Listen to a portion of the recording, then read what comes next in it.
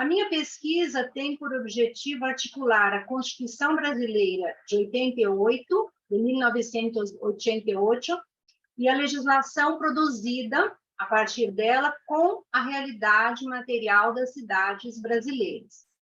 A minha preocupação é entender por que o Brasil tem, há cerca de 20 anos, uma legislação sobre direito à cidade extremamente avançada, mas, ao mesmo tempo, muitos baixos estándares de qualidade de vida. Para isso, eu proponho um enfoque jurídico-sociológico, que entende o direito como norma e como prática social.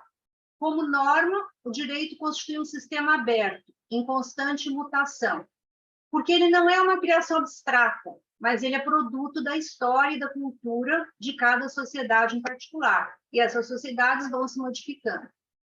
E o direito, além de norma, é também uma prática social, porque o sistema de normas que ele constitui é resultado de um processo de lutas sociais pelas quais os indivíduos e grupos logram incluir uma série de direitos no ordenamento jurídico.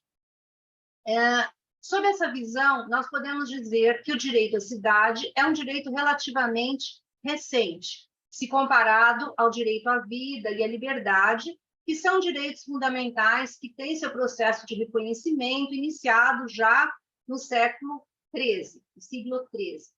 O direito à cidade, ele surge a partir do acelerado processo de urbanização que a Europa experimenta no século XIX e que a América Latina vive em meados do século XX. O processo de avanço tecnológico trazido pela Revolução Industrial não foi acompanhado de uma melhora nas condições de vida dos habitantes urbanos, dos residentes nas cidades. Ao contrário, junto com o crescimento dos centros urbanos, surgiram inúmeras mazelas.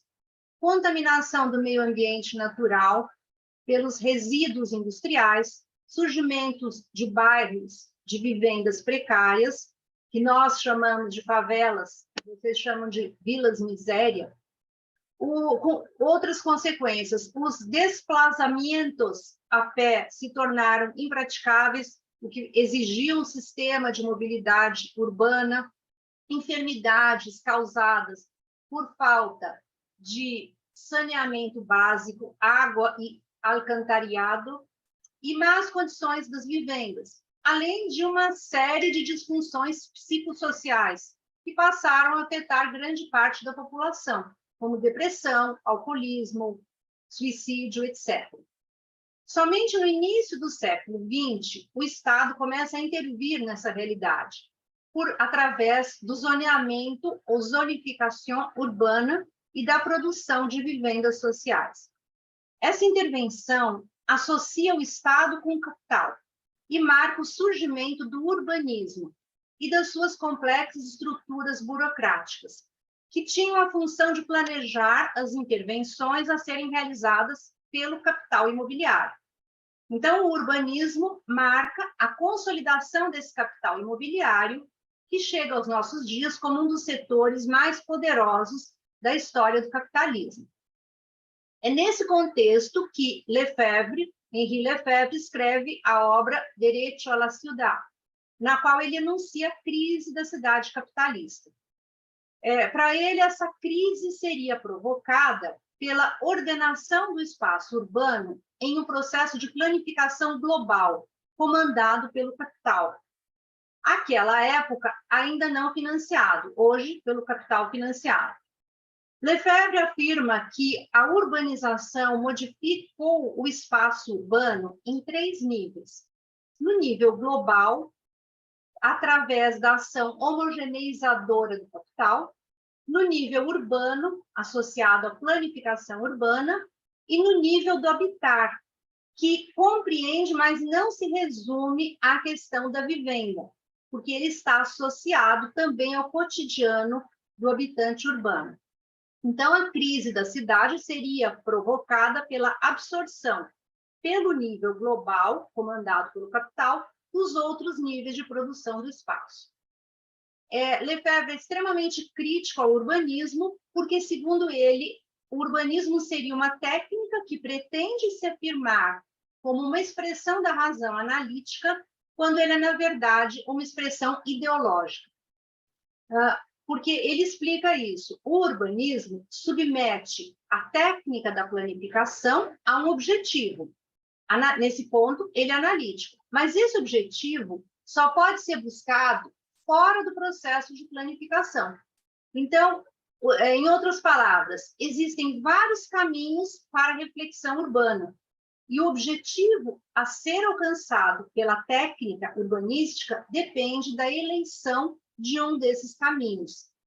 Portanto, a racionalidade que orienta a planificação urbana, ela não é analítica, ela é ideológica.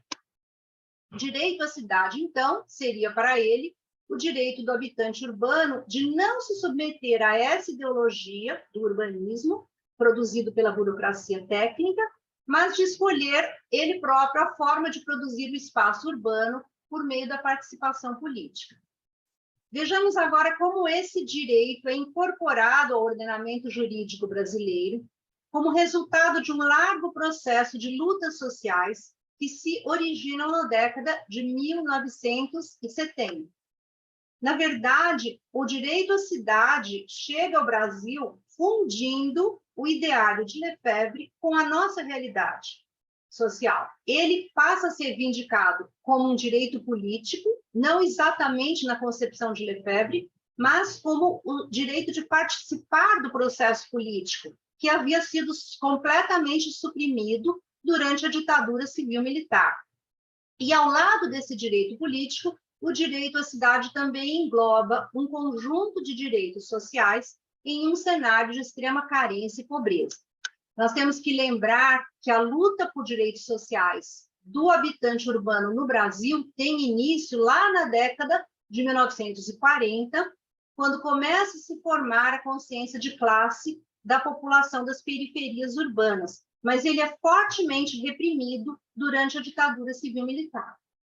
Então, o direito à participação, mencionado por Lefebvre, surge no Brasil como o simples direito de votar em uma democracia representativa. Mas, durante o processo da Constituinte, ele passa a ser associado à democracia participativa. E o movimento que teve grande importância nisso foi o Movimento Nacional de Reforma Urbana.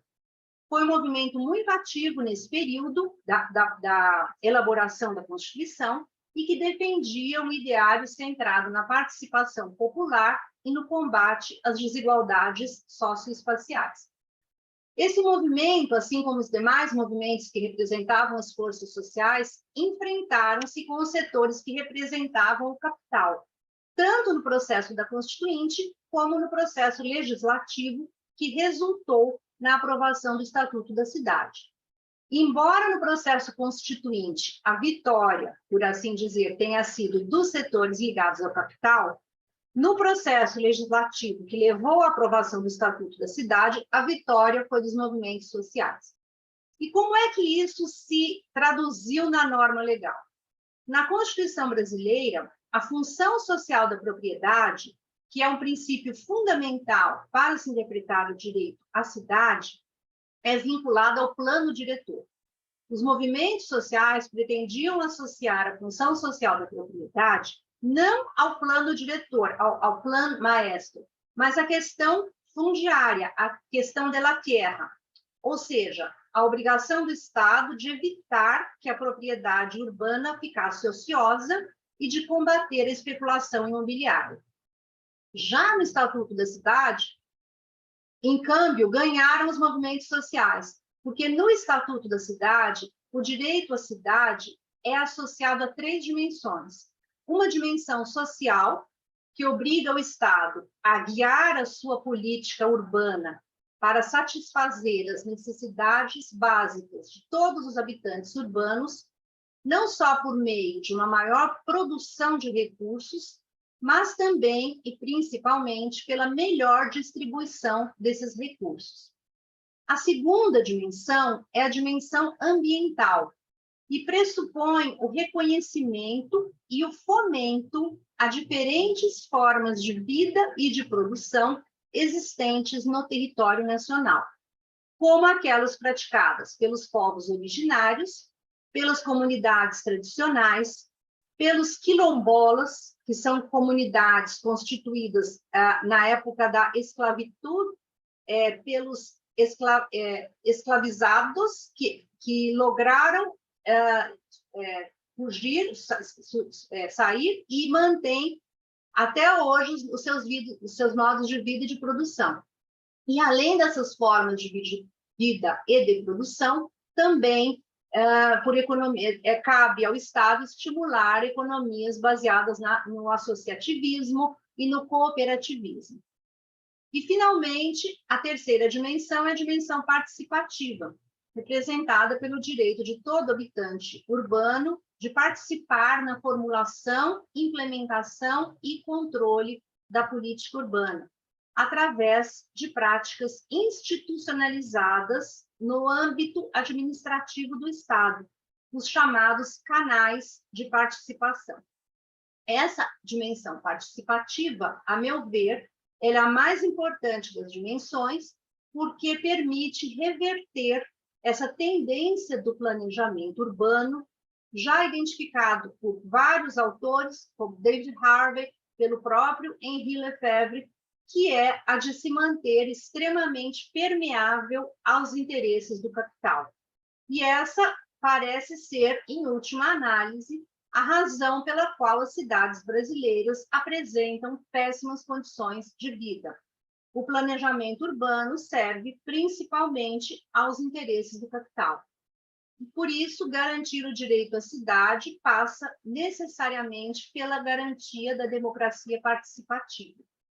Isso significa, no âmbito dos 3 poderes do Estado, editar normas, leis que regulem as práticas participativas, instituir canais de participação como instrumentos de política urbana e construir interpretações jurídicas que façam com que tais práticas sejam vinculantes. Mais ainda, cabe especialmente ao Poder Judiciário assegurar o equilíbrio de forças de acordo com o princípio da isonomia jurídica, de forma a evitar que os agentes e atores hegemônicos controlem a produção do espaço. Muitas graças.